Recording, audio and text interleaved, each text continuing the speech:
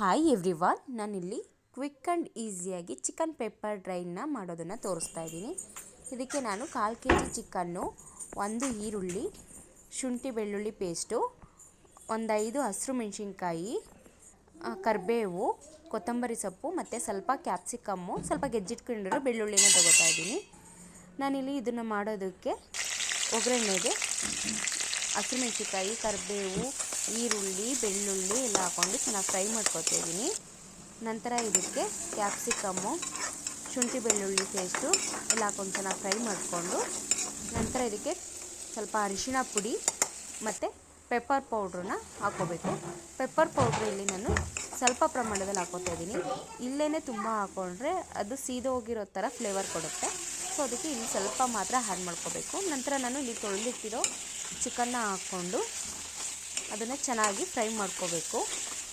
ಇಲ್ಲಿ ನೀರಿನ ಅಂಶ ಎಲ್ಲ ಫುಲ್ಲು ಡ್ರೈ ಆಗಬೇಕು, ಆ ಥರ ಫ್ರೈ ಮಾಡ್ಕೋಬೇಕು.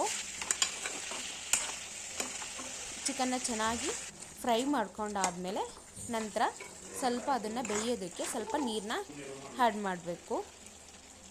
ನೀರನ್ನ ಹಾಕಿ ಒಂದು 10 ನಿಮಿಷ ಬೇಯಿಸಿ ನಂತರ ಅದಕ್ಕೆ ಮತ್ತೆ ಪೆಪ್ಪರ್ ಪೌಡ್ರನ್ನ ಆ್ಯಡ್ ಮಾಡಬೇಕು. ಪೆಪ್ಪರ್ ಪೌಡ್ರ್ ನಿಮಗೆ ಎಷ್ಟು ಬೇಕೋ ಅಷ್ಟು ಆ್ಯಡ್ ಮಾಡ್ಕೊಳ್ಳಿ. ನಾನಿಲ್ಲಿ ಸ್ವಲ್ಪ ಕಡಿಮೆ ಪ್ರಮಾಣದಲ್ಲಿ ಆ್ಯಡ್ ಮಾಡ್ಕೋತಾ ಇದ್ದೀನಿ.